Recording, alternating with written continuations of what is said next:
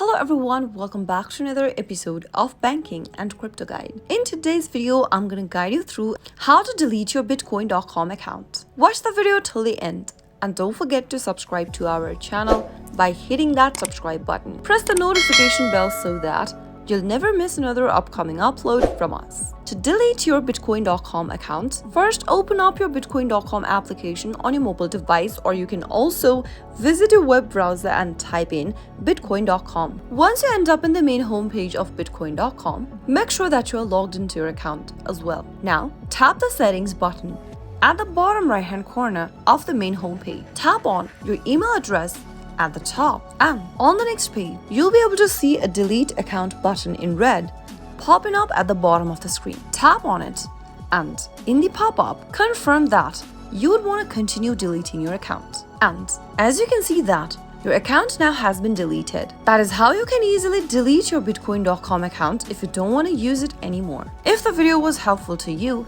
go ahead and give us a thumbs up. I'll be back soon with more videos like this. Thanks for watching.